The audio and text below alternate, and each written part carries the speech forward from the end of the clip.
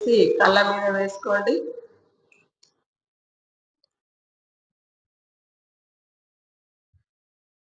Five, 4, 3, 2, 1, 0. చేతులు తీసి మెల్లమెల్లగా కళ్ళు తెరుచుకుంటూ మీ చేతుల మీద చూసుకోండి. ఇంత మంచి జ్ఞానాన్ని అందించిన బుద్ధ భగవానునికి, పత్రిజీకి, ఈ ధ్యానానికి మనందరికి ఒకసారి గట్టిగా చెప్పాలి.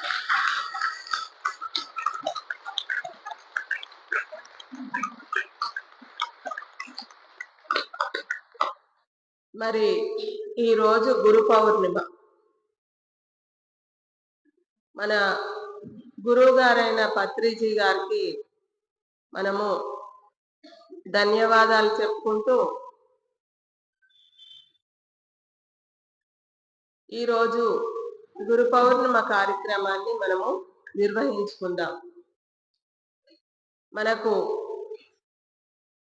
ఈ గురు పౌర్ణిమకు ఆత్మజ్ఞానాన్ని అందించడానికి ఆదిలాబాద్ నుండి సునీత మేడం గారు రావడం జరిగింది. మేడంకి ఒకసారి గట్టిగా చెప్పండి.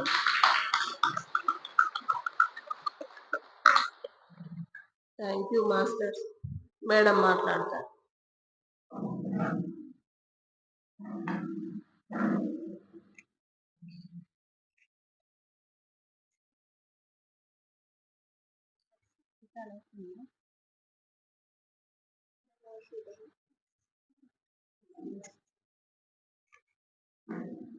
ఓకే, గురు పౌర్ణమి సందర్భంగా అందరికీ శుభాకాంక్షలు. బ్రహ్మర్షి పితామహ పత్రిజీ మన గురువు గారు. మరి వారికి ఒకసారి కర్తాల ధ్వనులతో స్వాగతం సుస్వాగతం. బ్రహ్మర్షి పితామహ పత్రిజీకి జై, సదానంద యోగికి. మనము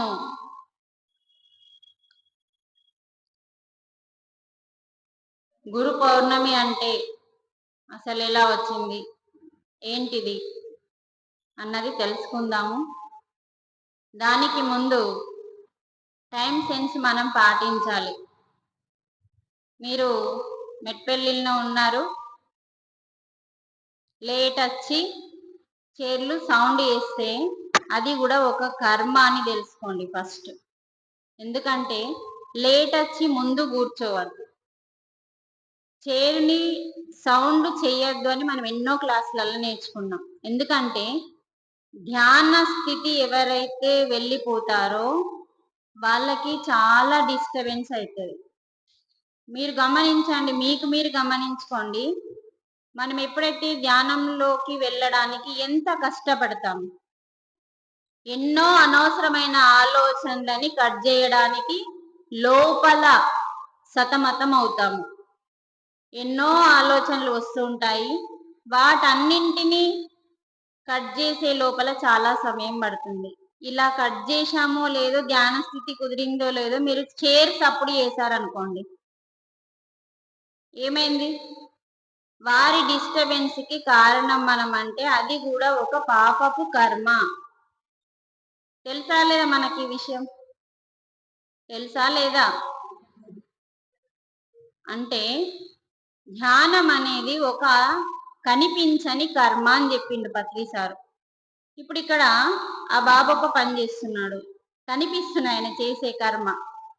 మనము ఒక కర్మ చేస్తున్నాం, కనిపిస్తుంది బాహ్య కర్మ. ఈ కర్మ కనిపిస్తుంది కానీ ఇది అకర్మ. కానీ అది ఎందుకు మళ్ళీ మన ఆత్మకి పనికి వచ్చేది కాదు. కానీ కనిపించని కర్మ ఒకటి ఉంది, కనిపించే కర్మ ఒకటి ఉంది మనకి. ఇప్పుడు మనం చేసే ప్రతి పని కనిపిస్తున్నది,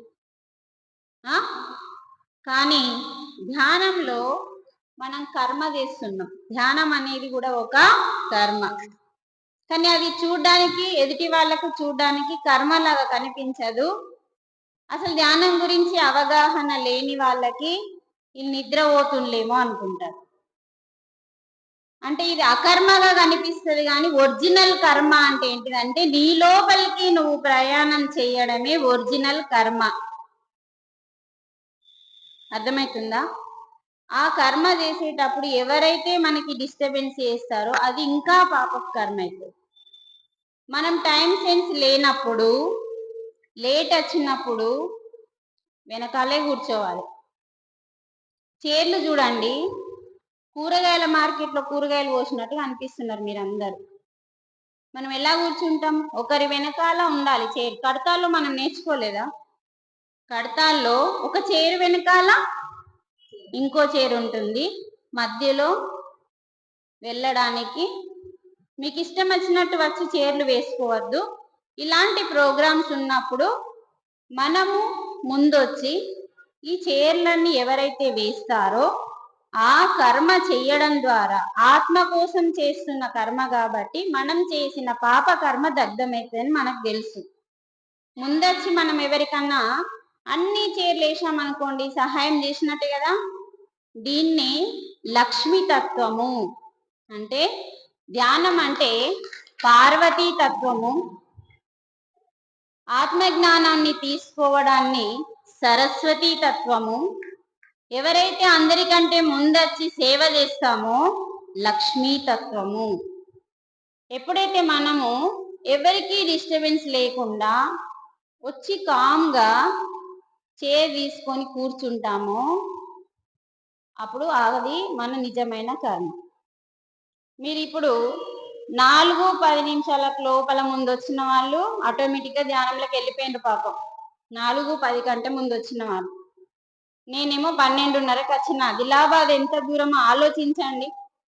పొద్దున ఇంట్లో వంట చేసి నేను గబా గబా ఇక్కడికి వచ్చేసిన. నేను ఎక్కడి నుంచో వచ్చిన, నేను టైం కంటే ముందు వచ్చిన. మనం ఇది కంపల్సరీ ఆలోచించాలి.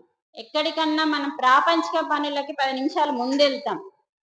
మనము ధ్యానంలో కూర్చున్న వాళ్ళని డిస్టర్బ్ చేయకుండా ఉండగలగడం ఫస్ట్ నేర్చుకోవాలి. ధ్యానం చేయడం కంటే ముందు మనం నేర్చుకోవాల్సిన చాలా ముఖ్యమైన సెన్స్ బాగా ఉంటుందండి. ఇది మనకి పత్రిగారు నేర్పింది కాబట్టి. తను కడతాల్లో స్టేజ్ మీద 5 గంటలకి మెడిటేషన్ ఉంటే 5కు 5 నిమిషాలు ముందొచ్చేవాడు. అంటే మనకి ఏం నేర్పిండు అక్కడ? మనకి సమయ పాలన అనేది ఉండాలి. ఉంటే ఏమైతే అంటే ధ్యానం అవుతుంది. 4 కంటే 4 కరెక్ట్ 4-4-5 నిమిషాలకు వచ్చిన వాళ్ళకి 1 అవర్ మెడిటేషన్ అయింది. తర్వాత వచ్చిన వాళ్ళకి ఏమన్నా అయిందా? ఇప్పుడు వచ్చిన వాళ్ళు ఉన్నారు. ఇప్పుడు వచ్చిన వారు ఒకసారి చేతిలో పట్టండి, లేవటండి. ఇప్పుడు వచ్చి చైర్లు గుంజి చైర్లు వేసిన వాళ్ళు ధ్యానం కాలే. అందుకనే మనం ఎన్నో క్లాసులు వింటున్నాము. ఎందుకు అంటే నేర్చుకోవడానికి. ఒక చిన్న పిల్లాన్ని బడికి ఎందుకు పంపిస్తాం తెలుసా ఎవరికన్నా? ఎందుకు పంపిస్తాం? ఎందుకు? వానికి తెలంది అక్కడ చెప్తారు. వానికి తెలని సబ్జెక్టు స్కూల్ టీచర్ చెప్తుంది కాబట్టి. తెలియని దాన్ని తెలుసుకోవడమే విద్య. కానీ జీవుడి గురించి, దేవుడి గురించి తెలుసుకునేది ఆత్మజ్ఞానం. విద్యకి ఆత్మజ్ఞానానికి చాలా తేడా ఉంది. అంటే ఆ విద్య ఎందుకు మరి? బతకాలి కాబట్టి, జీవనోపాధి కావాలి కాబట్టి, తినాలి, బట్టలు కట్టాలి, నీడ కావాలి కాబట్టి ఆ విద్య అవసరం. అది ఎలా సంపాదించాలో ఆ స్కూల్లో నేర్పుతారు కాబట్టి, తెలియదు కాబట్టి నేర్చుకోవడానికి మనం పంపిస్తున్నాం పిల్లల్ని. మరి మామూలు విద్యని నేర్చుకోవడానికి పిల్లడు వెళ్ళకపోతేనే దంచుతున్నాం. ఇదైతే ఆత్మజ్ఞానం అంటే మోక్షాన్ని ఇచ్చే జ్ఞానం, అంటే జన్మ లేకుండా చేసే జ్ఞానం, నిన్ను నువ్వు తెలుసుకునే జ్ఞానం, నువ్వు దేవుడు వేరు కాదు ఒక్కటే అని తెలుసుకునే జ్ఞానంకి మనం ఎంత ముందు ఉండాలి, మనం ఎంత సేవ చేయాలి కదా. అందుకనే ఏ క్లాస్ అన్నా ఇప్పుడు ఉంది అంటే మనమే ముందుండాలని ప్రతి ఒక్కరూ అనుకోవాలి. ఈరోజు క్లాస్ ఉంది, 2 గంటలకు ఉంది, నేను 1:30కే వెళ్తా, 1:15కే వెళ్తా, వెళ్ళి నాకు తగ్గ సేవ నేను చేస్తా. అని మీరందరూ అనుకున్నారనుకోండి, టైం సెన్స్ ఉంటుంది. ప్రతి ఒక్కరు చేస్తే పని పెద్దదిగా ఉండదు, చిన్నగా అయిపోతుంది. ఇది మనం నేర్చుకోవాల్సిన మొట్టమొదటి కర్మ. అందుకని టైం సెన్స్ ఖచ్చితం అండి. నేను 3 సార్లు ధ్యానంలో డిస్టర్బెన్స్ అయినా ఈరోజు. చాలా బాగా ధ్యానం కుదిరింది. ఈరోజు ఎంత వైబ్రేషన్ ఉంటుందో మనకి తెలియదు. మామూలు పౌర్ణమిలు వేరు, గురు పౌర్ణమి వేరు కదా. ఎందరో మంది గురువులు ఉన్నారు. బ్రహ్మ ఒక గురువే, విష్ణువు ఒక గురువే, మహేశ్వరుడు ఒక గురువే. అదే కదా చిన్నప్పుడు మనకు నేర్పింది. గురుర్ బ్రహ్మ గురుర్ అంటే గురుర్ బ్రహ్మ అన్నారు కానీ బ్రహ్మని దేవుడు అనలే. ఫస్ట్ గురుర్ బ్రహ్మ గురుర్ విష్ణు అన్నారు. అంటే వీళ్ళందరూ గురువులే, ఉన్నాడు ఒక్కోడే దేవుడు. ఆ దేవుడే వీళ్ళందరినీ సృష్టించి గురువులుగా మన కోసం పంపించింది. మరి అలాంటి గురు దినం ఈరోజు. ఎంత వైబ్రేషన్ ఉంటది భూమి మీద అంటే, గురు పౌర్ణమి రోజు అసలు క్లాసు ఉండద్దు, కన్లే ముయ్యాల. ఈ అపారమైన శక్తిని మన లోపలికి తీసుకోవాలి. పత్రి సార్ ఏం చెప్పేవాడంటే, గురు పౌర్ణమి రోజు అసలు మాట్లాడద్దు అన్నాడు. కానీ మన సొసైటీలో క్లాసులు ఎక్కువైపోయినాయి. అసలు ఏ పౌర్ణమికైనా పత్రి సారు తక్కువ తినండి, లేకుంటే తినద్దు, లేకపోతే నైట్ మానేయండి అని చెప్పి చక్కగా మీరు మెడిటేషన్కి ఎక్కువ టైం ఇవ్వండి. అంటే ఎందుకంత ప్రాముఖ్యత అంటే, ఈ గురు పౌర్ణమికి కానీ ప్రతి పౌర్ణమికి కానీ ఎప్పుడూ లేని ఎనర్జీస్ ఈ భూమి మీద ఉంటాయి. కాబట్టి మరి ఎవరు తీసుకుంటారు ఈ ఎనర్జీస్ అంటే, తన లోపలికి తను ప్రయాణం చేసే వాళ్ళు మాత్రమే ఈ ఎనర్జీస్ ని తీసుకోగలుగుతారు. అంటే ధ్యానమే కదా. అంటే వర్తమానంలో ఉన్న వాళ్ళు కూడా ధ్యానమే చేయాల్సిన అవసరం లేదు. ఇప్పుడు మీరు ఏం ఆలోచించకుండా వర్తమానంలో ఉన్నారనుకోండి, అది కూడా ఒక ధ్యానమే. ఇప్పుడు నేను మాట్లాడుతున్నా, ఇది కూడా ఒక కర్మనే కదా. నా మాట మీద నాకు ధ్యాసతో నేను మాట్లాడితే నేను ప్రజెంట్ లో ఉన్నట్టు. లేదు నా మాటలు తడబడుతున్నాయి, నా క్లాస్ డిస్టర్బెన్స్ అయింది అనుకోండి, అయితే నేను గతం అన్న ఆలోచిస్తున్నా, అది మెడిటేషన్ కాదు. అందుకే సార్ ఏం చెప్పిందంటే, ధ్యానం ఒక్కటే ధ్యానం కాదు, స్వాధ్యాయలో లయమై పెట్టి చదువుతాం కదా. కొందరికి మత్తు వస్తుంది, ఎనర్జీ వస్తుంది. బుక్ చదివేటప్పుడు దాంట్లో డిపెండ్ అవుతాం కదా. ఆ బుక్ యొక్క మ్యాటరు మనకి ఎనర్జీని ఇస్తుంది. నువ్వు అయిపోతావు, ఆ పుస్తకం లాగా నువ్వు మారిపోతావు. నేను పత్రిజీ ప్రబోధాలు ఇచ్చిండ్రు మనకి మొన్న పుస్తకం, లత దగ్గర తీసుకున్నా. నేను మొన్న చదివేసిన, నమిలేసిన. అంటే అందులో మనకేం చెప్పిండు గురుగారు, అది మొత్తం నమిలేసి బ్యాగ్లో పెట్టుకున్నా. మా సార్ నేను కూడా చదువుతాను తీసుకున్నాడు, మళ్ళీ తెచ్చిస్తా అంటే. మన చేతికి ఒక హస్తం వచ్చిందంటే, మన హస్తానికి ఒక పుస్తకం వచ్చిందంటే నమిలేయాల. అది కూడా ఒక ధ్యానమే. ఇప్పుడు మీరు చూడండి, సజ్జన సాంగత్యం చేస్తున్నాం మనం. ఈ సజ్జన సాంగత్యంలో అందరూ డిపెండ్ అయి వినరు. ఇప్పుడు మీరు ఒక్కొక్కరిని లేపి నేనేం చెప్పినా అని అడిగితే అందరూ ఒకేలాగా చెప్తారా? ఇక్కడనే తేడా తెలుస్తుంది.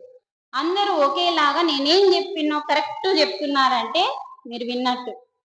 అంటే మీ వినేదాన్ని బట్టి మీకు అర్థమవుతుంది. మీరు ఈ క్లాస్లో మమేకమైపోతే మీకు గతం రాదు, భవిష్యత్తు రాదు. అంటే బుర్రంతా ఖాళీ ఉంటుంది, ఇవే నిండుతాయి. అది కూడా ఒక ధ్యానమే. మనము చాలా విషయాలు నేర్చుకోవాలి తెలుసా. ఒకరిని ఇబ్బంది పెట్టే ఏ పని చెయ్యకూడదని మనం ఈ ధ్యాన మార్గంలోకి వచ్చి ధ్యానాన్నే భంగం చేస్తున్నామంటే మనం ఏం నేర్చుకున్నట్టు?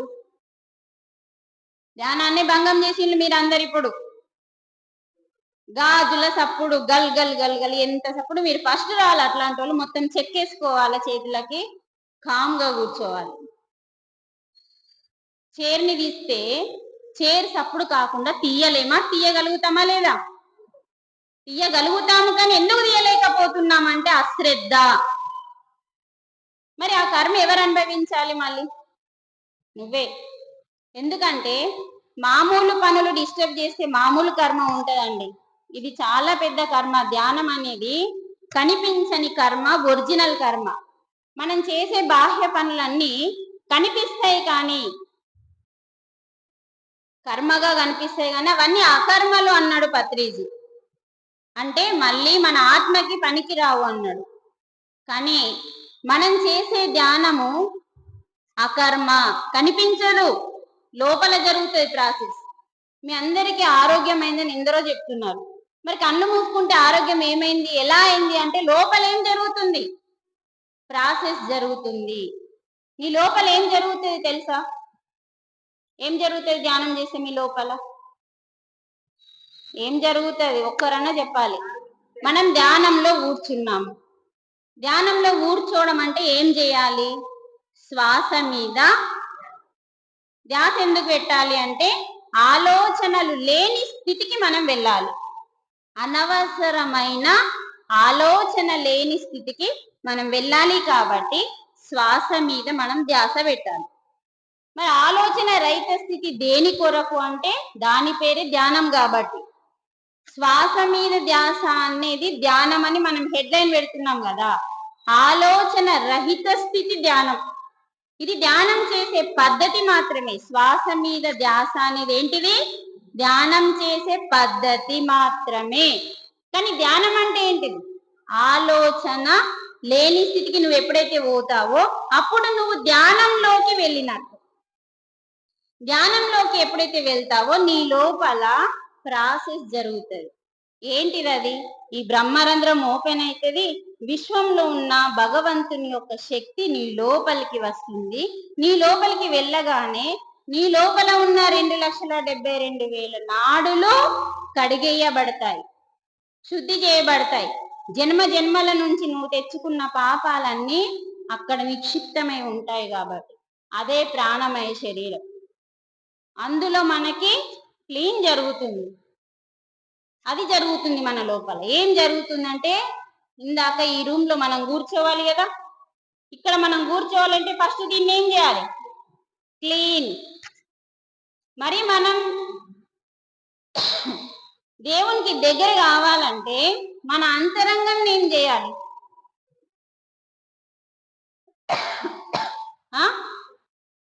మన అంతరంగం ఏం చేయాలి? మనము భగవంతుని దగ్గరికి చేరుకోవాలంటే అంతరంగంని క్లీన్ చేస్తేనే ఆయనకి దగ్గర అవుతాం. కానీ ఆ తోవలోనే ఉన్నాం అంతే.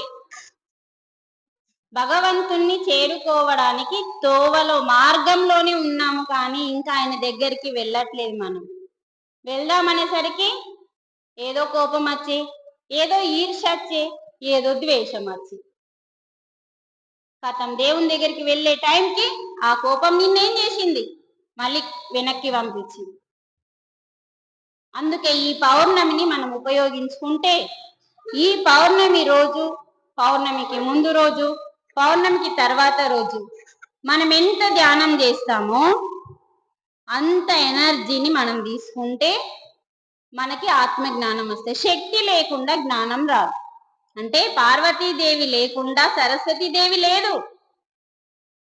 పార్వతీదేవి అంటే 1, అంటే శక్తి, అంటే ధ్యానము. నిద్ర ధ్యానమే, కానీ అది ఎందుకు సరిపోవట్లేదు మనకు శక్తి. నిద్రలో తీసుకునేదంతా శక్తే, సరిపోవట్లేదు. కాబట్టి ధ్యానము. ఈ ధ్యానంలో పార్వతీదేవి యొక్క శక్తిని మనం తీసుకుంటున్నాం.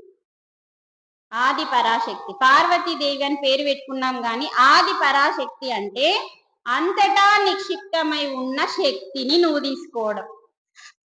పార్వతీదేవి అంటే రూపం తీసుకోకండి, శివుని భార్య అని తీసుకోకండి. అర్థమవుతుందా? మీకు అర్థం కావడం కోసం అలా గురుగారు చెప్తారు. అంతటా నిక్షిప్తమై ఉండి సృష్టిని రక్షించి నడిపిస్తున్న శక్తే ఆదిపరాశక్తి.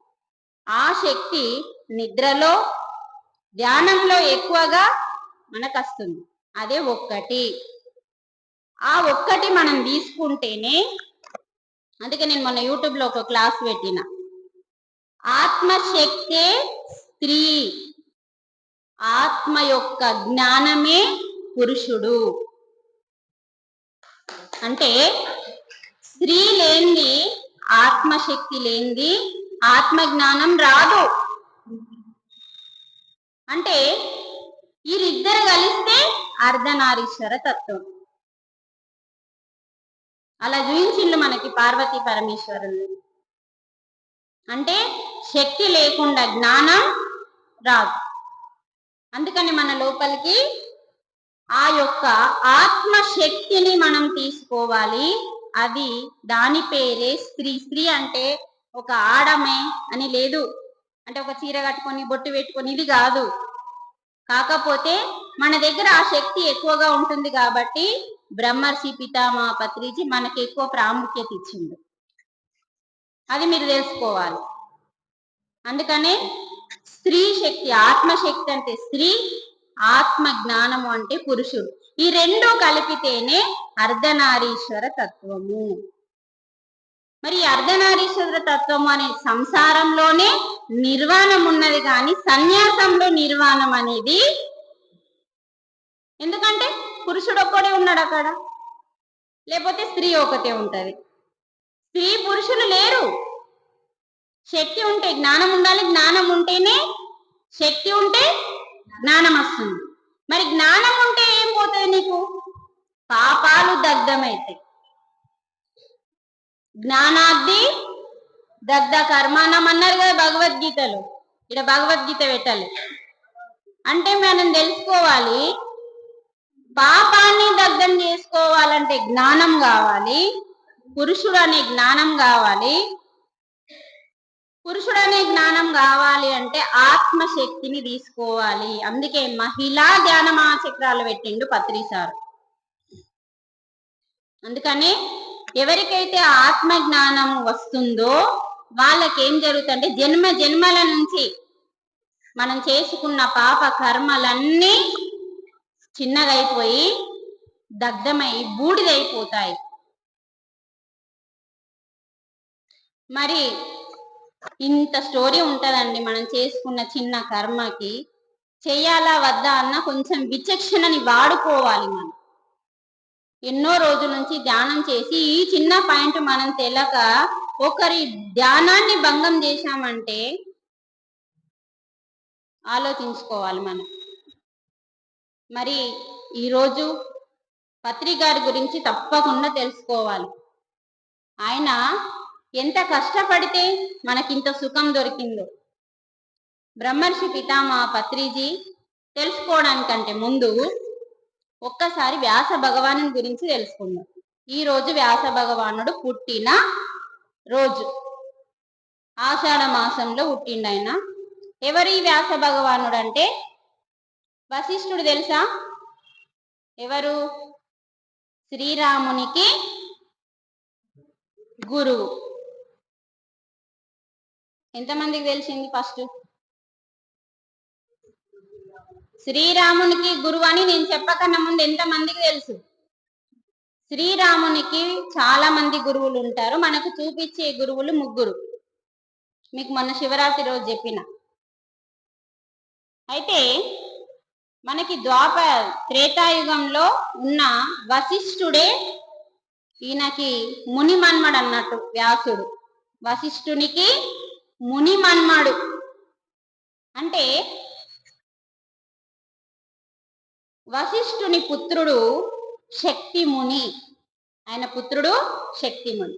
అతని పుత్రుడు పరాశర మహర్షి. అతని పుత్రుడే వ్యాస భగవాను. అంటే వశిష్ఠుని మనమడు పరాశరు, ఆయన కొడుకే మరి మన వ్యాస భగవాను. మరి వ్యాస భగవాను ఎందుకు మనం ఆది గురువుగా భావిస్తున్నాము అంటే అప్పుడు వశిష్ఠుడు ఉన్న టైంలో ఒక రాక్షసుడు ఈ యొక్క వేదాలు అనేవి ఉన్నాయి కదా, వినండి, ఒకరికి చెప్పడానికన్నా ఉపయోగపడుతుంది. వేదాలని దొంగిలించి వాటిని చిందరవందర చేసేసిండు. అప్పుడు ఎవరు దాన్ని సరిచేయాలో వాళ్ళు రావాలి మళ్ళీ భూమి మీదకి. చూడండి, ఎందరో ఉంటారు, కానీ ఎవరు ఏ పని చేయాలనో ఆ పని చెయ్యాలి, వారికి అర్హత ఉంటది అన్నట్టు. మరి ఎందరో ఉన్నారు కదా, ఆయన తండ్రి ఉన్నాడు, ఆయన తాత ఉన్నాడు, ఆయన ముత్తాత ఉన్నాడు, కానీ ఈయనతోనే ఆ పని జరగాల్సింది ఉంది. కాబట్టి ఆయన ఎవరు మరి? వ్యాసుడు మళ్ళా నారాయణుడు, విష్ణుమూర్తే, సాక్షాత్తు విష్ణుమూర్తే వ్యాస భగవానునిగా మరి తల్లి గర్భం నుంచి రాలేడు. ఒక మచ్చ కన్యకి, సత్యవతికి, చూడండి, చేపలు పట్టే ఒక సత్యవతికి పరాశరి యొక్క శక్తి ద్వారా ఒక జ్యోతి నుంచి వెలువడిన వాడే వ్యాస భగవానుడు. ఒక అద్భుతమైన జ్యోతి నుంచి పుట్టగానే ఆయనకి ఒక చేతిలో కమండలము, ఒక చేతిలో మాల, జపమాల పట్టుకోగానే వెంటనే నేను తపస్సుకి వెళ్ళిపోతున్నానని తల్లికి పర్మిషన్ తీసుకొని తపస్సుకి వెళ్ళిపోతాడు వ్యాస భగవానుడు. అప్పుడు ఈ వ్యాస భగవానుడు ఆ వేదాలన్నింటినీ తీసుకొని, అన్ని వేదాలు ఏదేది ఎందులో ఉండాలో తెలుసుకొని, సామవేదము, ఋగ్వేదము, యజుర్వేదము, అధర్వణ వేదము, ఇలా అన్ని జ్ఞానాన్నింటినీ 4 వేదాలలో నిక్షిప్తం చేసిండు. చిందరవందరగా ఉన్న చెత్తనంతా మనం ఇంట్లో పిల్లలంతా దింగాన చేస్తే దేని వస్తువు దానికి మనం పెట్టుకుంటామా లేదా కదా? అలాగే వ్యాసుడు దానికోసమే, నారాయణుడు సాక్షాత్తు వ్యాస భగవానునిగా భూమి మీదకి వచ్చిండు. మళ్ళీ ఇంకొక కార్యం మీద, అంటే భీష్ముడు ఉన్నాడు కదా, ఆయన వంశం పేరేంది? ధర్మరాజు వంశం పేరు అభిమన్యుడు. భరత వంశమా? భీష్ముడు మహాభారతంలో కురువంశం, కురు. ఆ వంశం కోసమే మళ్ళా వ్యాస భగవానుడు వచ్చింది. అంటే కురుక్షేత్రో ధర్మక్షేత్రో కురుక్షేత్రో లేదా తల్లి? ఫస్ట్ శ్లోకమే ధర్మక్షేత్రో కురుక్షేత్ర లేదా? అంటే కురు రాజ్యం కోసం, కురు వంశం కోసం వ్యాస భగవానుడు వారికి జ్ఞానాన్ని బోధించడానికి, వారికి విద్యని నేర్పించడానికి ఈ యొక్క వేదాలని నిక్షిప్తం చేయడానికి వచ్చింది. మళ్ళీ మహాభారతాన్ని, భాగవతాన్ని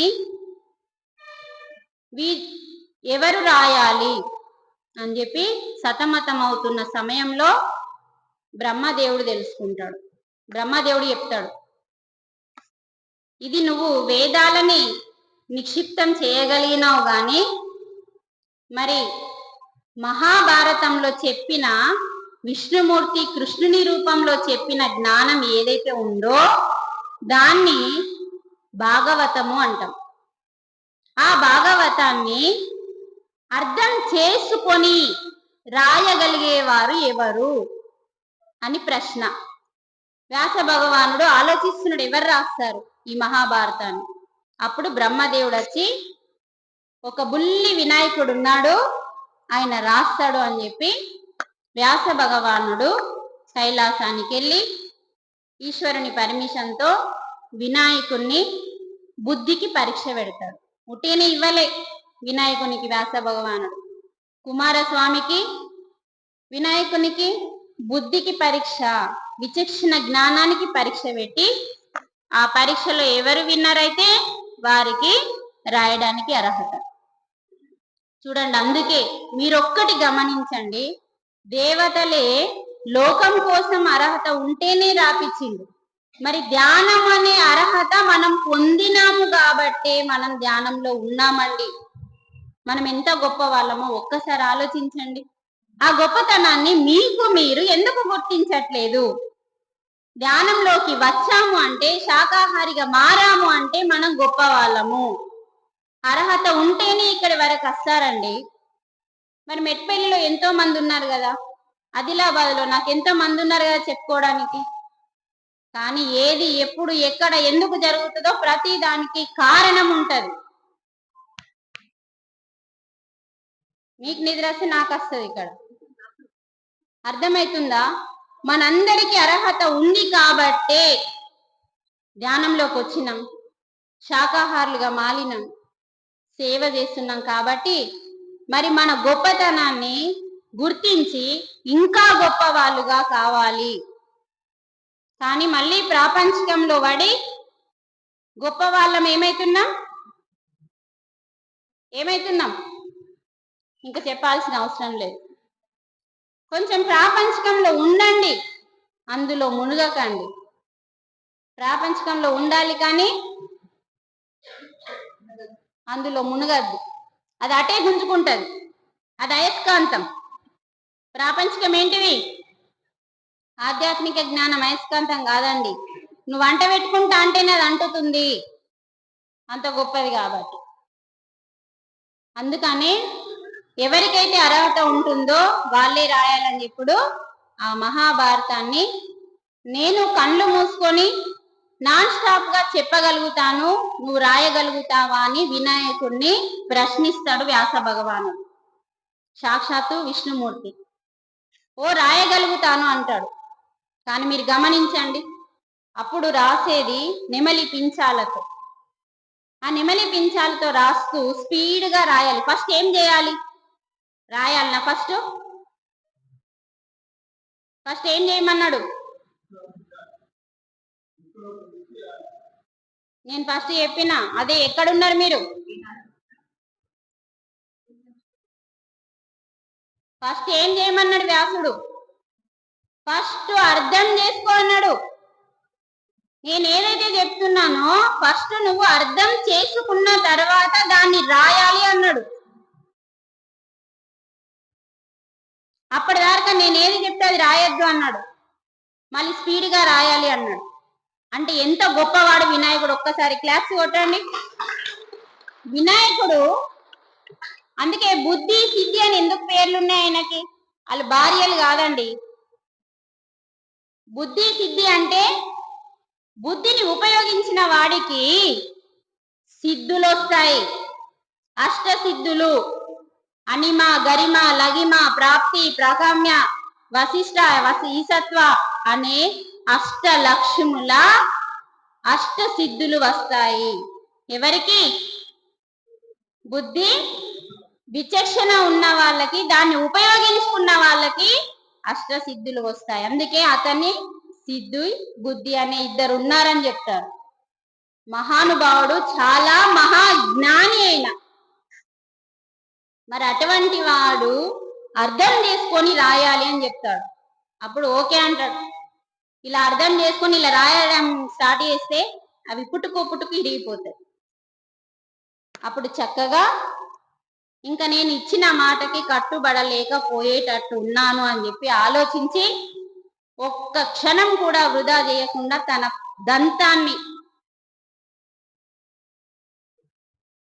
దంతంతో రాసిన గీతే భగవద్గీత. అందుకే ఆయనని ఏకదంతుడు అని నామంతో మనం పూజిస్తున్నాము. అలా వ్యాస భగవానుడు కురు వంశానికి ఎంతో ఇచ్చిండు, కానీ మొత్తం నాశనమైంది కదా.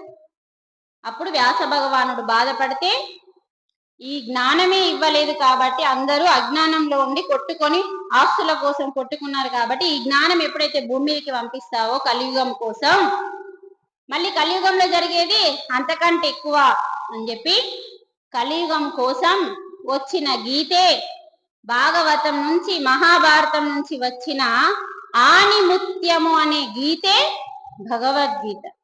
ఎందుకంటే భాగవతం ఇంతలా ఉంటది, ఎన్నో ఉంటాయి, ఒక్కటే ఉండదు భాగవతం, చాలా ఉంటాయి. అవన్నీ చదవాలంటే నువ్వు ఫస్ట్ బద్ధకం వదిలేగతే కదా. భగవద్గీత చదవలేకపోతున్నాం. ఒక్కటే భగవద్గీత 700 శ్లోకాలే. కానీ భాగవతం ఎన్నో ఉంటాయి. అన్ని యుగాల గురించి చరిత్ర దాంట్లో ఉంటుంది.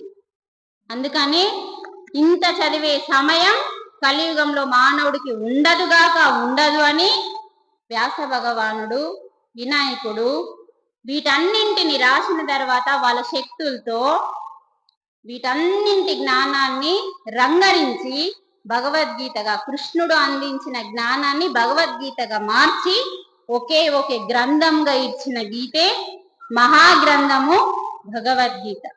ఆ ఒక్కటి చదవకపోయినా కూడా ఇంకా మన జన్మ వేస్టే, వృధానే. అందుకని ప్రతి ఇంట్లో పట్టు చీర ఉందా, నగలున్నాయా, ఈ చెత్తలు ఆలోచించకుండా ప్రతి ఒక్కరింట్లో భగవద్గీత ఉండాలి.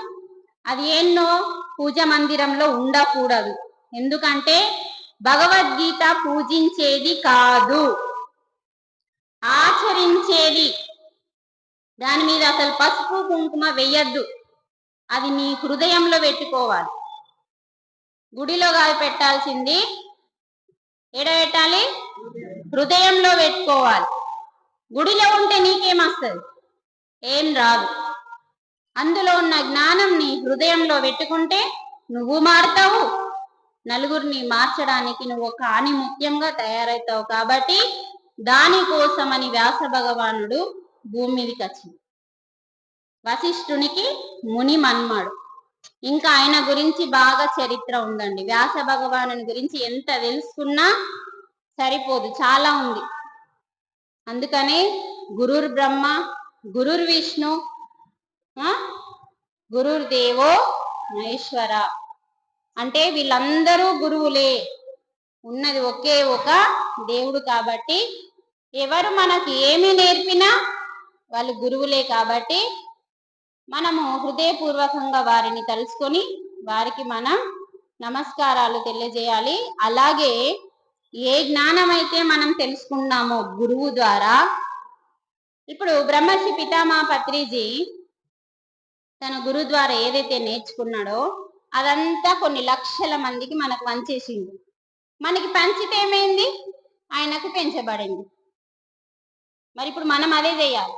దాని పేరే గురు దక్షిణ అంటారు. పితామహ పత్రిజీ సదానంద యోగికి గురు దక్షిణ ఇచ్చేసిందా లేదా? లక్షల మందిని గురు దక్షిణగా ఇచ్చింది. మరి మనము మన పితామహ పత్రిజీకి గురు దక్షిణ ఎంత మందిని ఇచ్చినామో మీకు మీరు ఆలోచించుకోవాలి. వాళ్ళు ఏం అడగరండి. వాళ్ళు ఏది ఇచ్చినా శూన్యంగా భావిస్తారు. అదే ఒక 10 మందిని నీ ద్వారా తయారు చేసావనుకో. అందుకనే ఆలోచించాలి. కొంచెం మనం ఈరోజు గురువు గారి గురించి తెలుసుకుందాము. బ్రహ్మర్షి పితామహ పత్రిజీ గవర్నమెంట్ జాబే చేసేవాడు, అంటే ప్రభుత్వ ఉద్యోగం చేసేవాడు. ఆయనకి 2 పిల్లల తర్వాత, ఒక అమ్మాయి పుట్టిన తర్వాత తన శరీరాన్ని వాకినైంది. అసలు ఈయన ఎవరు? ఫస్ట్ బ్రహ్మర్షి పితామహ పత్రిజీ ఎవరంటే, బుద్ధుని కాలంలో, బుద్ధునికి ఎంతో మంది శిష్యులు కదా, అందులో ఆనందుడు అనే శిష్యుడు ఉండేవాడు. మీరు కావాలంటే మళ్ళీ తెలుసుకోండి. ఆనందుడు అనే శిష్యుడే మనకు పత్రిజీ శరీరంలో వాకినైంది. అంటే శరీరంలో ఉన్న ఈ ఆత్మ వెళ్ళిపోయింది పత్రిజీలో నుంచి. ఆ బుద్ధుని యొక్క, ఆనందుని యొక్క సోల్ అనేది తను ఎంటర్ అయి, బుద్ధుడు ఏ కార్యమైతే చెయ్యాలని ఇంటి నుంచి బయటకు వచ్చి, చూడండి బుద్ధుని గురించి మీకు ఎంత తెలుసో ఎంత తెలియదో కానీ, ఆ మహానుభావుడు రాజులందరికీ రారాజు కావలసిన వాడు. అవేమీ నాకు వద్దు అని చెప్పి మనిషికి దుఃఖం ఎందుకుందో తెలుసుకోవడానికి బయటకు వచ్చింది. ఆ బయటకు వచ్చిన తర్వాత కొన్ని సంవత్సరాలు కష్టపడి తెలుసుకున్నాడు. ఆ తెలుసుకున్నదే ఆనాపాన సతి, అంటే శ్వాస మీద ధ్యాస. ఎవరైతే పెడతారో వాళ్ళకి తృష్ణ, అంటే తృష్ణ అంటే అవిద్య, విద్య లేకపోవడం. కృష్ణ అంటే ఆత్మజ్ఞానము. కృష్ణ అంటే ఆత్మజ్ఞానము, తృష్ణ అంటే ఆత్మజ్ఞానము లేకపోవడం. ఈ ఆత్మజ్ఞానం ఎవరికైతే లేదో వారందరికీ దుఃఖం ఉంది అని తెలుసుకొని అది ఎలా దొరుకుతుంది అని బుద్ధుడు తెలుసుకున్నాడు. అప్పుడు ప్రపంచానికి అంతా అందించాలి అని అనుకున్న సమయంలో తను కొంచెం వరకే అందించింది. ప్రపంచానికి అంతా ఎంతవరకు అందించానో అంతవరకు అందించి శరీరాన్ని వదిలిపెట్టేసింది. భార్య అందించింది, శిష్యులు అందించిండ్రు, తను అందించింది. ఆ పని అలా ఆగిపోయింది కదా. ఆ పనిని చెయ్యడానికే ఆనందుడు పత్రిజీ శరీరంలో వాకినయి తర్వాత ఆ బుద్ధుడు అనుకున్న పనిని పత్రిజీ చేసి చూపించింది. అలా మనకి ఎప్పుడైతే కర్నూలు గురించి కొంచెం తెలుసుకుందాం. కర్నూలులో బ్రహ్మర్షి పితామహ పత్రిజీ జాబ్ అంటే ప్రభుత్వ ఉద్యోగిగా ఉన్నప్పుడు అతను అప్పటికే సదానంద యోగి పరిచయం అయిండు, ధ్యానం పరిచయం అయింది. తర్వాత అందరికీ ధ్యానం నేర్పిస్తున్నాడు. కానీ పిరమిడ్ గురించి తెలుసుకోలే అప్పటికి సారు. పిరమిడ్ పత్రి సారు తెలుసుకున్నది కాదు, పత్రి సారు సృష్టించింది కాదు, పత్రి సారు ప్రచారం చేసింది. ఎందుకంటే పత్రి సార్ కంటే ముందే ఉంది పిరమిడ్ అనేది. పిరమిడ్ అనేది మన దేశంలోనే కాకుండా వేరే వేరే దేశాలలో కూడా ఉంది కాబట్టి అది ఎప్పటి నుంచో ఉన్నది కాబట్టి అయితే అది కూడా మన సొసైటీలో ఎందుకు ఉపయోగపడుతుందో ఫస్ట్ ఆయన ఒక శాస్త్రవేత్తగా మారి దాని గురించి తెలుసుకున్నాడు. ఈ పిరమిడ్ అంటే ఏంటిది, అది ఎందుకు ఉపయోగపడుతుంది, మనిషికి ఎందుకు ఉపయోగపడుతుంది అని చిన్న అట్ట ముక్కలతోని తయారు చేసి నేర్చుకొని ఒక పాడైన బ్లేడుని అందులో పెట్టి కొన్ని రోజులు అందులో ఉంచితే అది మళ్ళీ కొత్త బ్లేడు లాగా తయారైంది. కూరగాయలు పెట్టి కొన్ని బయట కూరగాయలు పెట్టి కొన్ని లోపల కూరగాయలు పెట్టి శాస్త్రవేత్తలు అన్ని ఇలాగే ప్రయోగాలు చేస్తారు. ఆ పిరమిడ్ కింద పెట్టిన కూరగాయలు ఫ్రెష్గా ఉన్నాయి, బయట పెట్టిన కూరగాయలు కొంచెం మీరు ఆలోచించండి. మీ అందరికీ ఫ్రిడ్జ్లు ఉంటాయి, దాన్ని వాడకుండా బయట పెట్టండి, ఒక 4 రోజులు చెడిపోతాయి కదా. అలాగే పిరమిడ్ కింద పెడితే చెడిపోలేదు. అంటే ఇది మరి మనిషికి అసలు దీని కిందికి ఏమొస్తుంది, కాస్మిక్ ఎనర్జీ అని తెలుసుకున్నాడు. పిరమిడ్ కిందికి ఈ కోణానికి ఈ విశ్వానికి సంబంధం ఏంటిది అని తెలుసుకోవడానికి ఆయన ఏం చేసిందంటే బాల్బన్ అనే ఒక అద్భుతమైన వ్యక్తి తనకి స్నేహితుడు, వేరే దేశస్థుడు, ఇతనికి స్నేహితుడు. అతనికి ధ్యానంలో గ్రహాంతర వాసులు ధ్యానంలో మెసేజ్లు ఇస్తారు. అంటే ఇక్కడ భూగ్రహం ఉంది కదా, భూమి ఒక గ్రహం, ఈ గ్రహం లాంటి గ్రహాలు చాలా ఉన్నాయి. అందులో ఆ యొక్క గ్రహాంతర వాసి ఈయనకి ఎప్పుడు మెసేజ్ ఇస్తాడు, ఎప్పుడు వస్తాడు కానీ ఏమీ మాట్లాడకుండా వెళ్ళిపోతాడట. ఒక రోజు పత్రిజీ ఇంటికి వచ్చి ఇలా పిరమిడ్ గీసి దీని గురించి తెలుసుకో బాల్బన్ అని చెప్పిపోతే నాకు తెలియదు దీని గురించి అని చిరాకు పడతాడు. అదే ప్రింట్ని చూసి ఆ గ్రహాంతర వాసి చూసి ఇదే ఎవరు గీసిండ్రు అని తెలుసుకొని అదే ప్రింట్ని ఒక సినిమా పిక్చర్ లాగా గీసి ఇది ప్రపంచానికి అందించాలి అని చెప్పి అక్కడ ప్రింట్ గీసి ఆ గ్రహాంతర వాసి వెళ్ళిపోయినాడు. ఈయనకు మొత్తం ధ్యానంలో మొత్తం చెప్తున్నాడు. తర్వాత కర్నూలులో బివి రెడ్డి అనే ఒక గ్రేట్ మాస్టర్ ఉన్నాడు. మీరందరు పేరు విన్నారచ్చు, చూసారు కావచ్చు. బివి రెడ్డి అంటే ఎవరంటే ఎన్టీ రామారావు కాలంలో ఉన్న వ్యక్తి, ఆయనకి స్నేహితుడు. ఎన్టీ రామారావు చనిపోయింది కదా, అతని సినిమాలలో ఇతను రౌడీగా ఉండేవాడు. అతను బివి రెడ్డి ధ్యానం అంటే తెలుసు, కానీ అన్ని బాగానే ఉన్నాయి పత్రిజీ, ఇది ప్రజలు నమ్మరు కదా అని చెప్పినప్పుడు ఆయనకి ధ్యానంలో పూజ అయిపోగానే ధ్యానంలో ఏం మెసేజ్ ఇవ్వనో ప్రకృతి మెసేజ్ ఇచ్చింది. తర్వాత చక్కగా ఈ యొక్క పిరమిడ్ కట్టడానికి ఆ బివి రెడ్డి గారు స్థలం ఇచ్చిండు కర్నూలులో. మన PSSM లో మొట్టమొదటి పిరమిడ్ రావడానికి మనకి ఆయన ఎంతో కష్టపడ్డాడు. అప్పుడు 1991 సంవత్సరంలో పిరమిడ్ కట్టడానికి ప్రయత్నం స్టార్ట్ అయింది. స్టార్ట్ అయిన తర్వాత ఆ స్థలంలో బేస్మెంట్ కట్టడం స్టార్ట్ అయింది.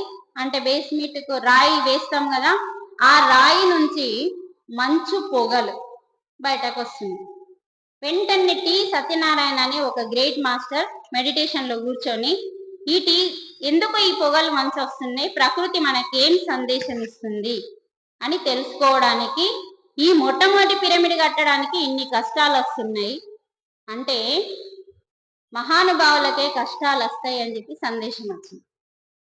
అలా కూర్చుని మరి ఎందుకు ప్రకృతి మాత మేము పిరమిడ్ కట్టాలనుకుంటున్నాం, కట్టాలా వద్దా, అసలు ఎందుకు ఇలా వస్తుంది అంటే అక్కడ ప్రకృతి మాతకి ఏం సంబంధం లేదండి. ఒక ముస్లిం వ్యక్తి సమీర్ బాబా అని ఒక ముస్లిం వ్యక్తి, మనకి 7 శరీరాలు ఉంటాయంటారు కదా, మనకి ఆ 7 శరీరాలలో ఆస్ట్రల్ బాడీ, ఇది ఫిజికల్ బాడీ. ఆస్ట్రల్ బాడీతో అక్కడ సమీర్ బాబా ఉన్నాడంట. 300 సంవత్సరాల క్రితం అతను అక్కడ ఆస్ట్రల్ గా ఉన్నాడు. ఇప్పటికే అక్కడ అతను ఉండి నేను ఈ పిరమిడ్ కట్టడానికి నేను మీ అందరికీ సహకరిస్తాను, నేను కూడా ఓకే చెప్తున్నానని సందేశం ఇవ్వడం కోసమే ఆ పొగ మంచును మీకు పంపిస్తున్నాను అని చెప్పి ఆ సత్యనారాయణకి మెసేజ్ ఇచ్చింది. అప్పుడు కదా 1991లో ప్రతి ఒక్కరి కాళ్ళు పట్టుకున్నాడట పత్రిజీ. ఎందుకు? ఆ పిరమిడ్ భూమి మీదకి రావడానికి. జాబ్ బంద్ చేసిండు. 10,000 రూపాయలు ఇచ్చే జీతాన్ని బంద్ చేస్తే దానికి ముందు 5,000 రూపాయలు పుస్తకాలు కొనుకొస్తే 5,000 మేడంకి ఇస్తుంది. 5,000 రూపాయలు కుటుంబానికి సరిపోతాయి. కానీ ఎంతమంది ధ్యానులు వస్తే అంతమందికి భోజనం పెట్టాలి అంటే సరిపోదు కదా. ఎన్ని అష్ట కష్టాలు పడ్డదో మహాతల్లి. పత్రిజీ యొక్క భార్య మన స్వర్ణమాలమ్మ ఎన్నో కష్టాలు పడ్డది. ఈ కష్టాలు పడితేనే నీకు తర్వాత ఉంటుంది అని చెప్పిండట. ఎవరు సారు కాదు, ధ్యానంలో కూర్చుందంట. ఎందుకు నాకు ఈ కష్టాలు అని.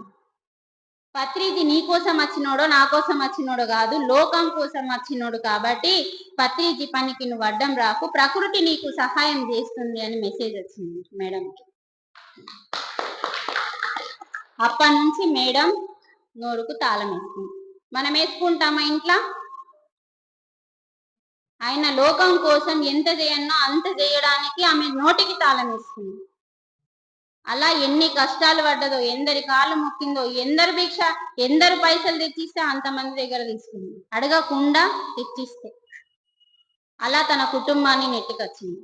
తర్వాత 1992లో ఈ పిరమిడ్ కంప్లీట్ అవ్వడానికి అంటే బివి రెడ్డి గారు స్థలం ఇచ్చిండు. అంత పెద్ద స్థలము ఇవ్వగానే కొంచెం అయినా పెట్టుకున్నాడు, ఇంకా కాస్త కావాలి. ఈ డబ్బులన్నీ అడగడానికి ఎందరో కాళ్ళు పట్టుకుంటే సినిమా దర్శకులలో ఒక అతను పరిచయం. నీకెన్ని డబ్బులు కావన్నో పత్రిజీ, రూము నిండా డబ్బులున్నాయి, వెళ్ళి తీసుకో అన్నాడట. ఇస్తారా అండి ఎవరన్నా అట్లా?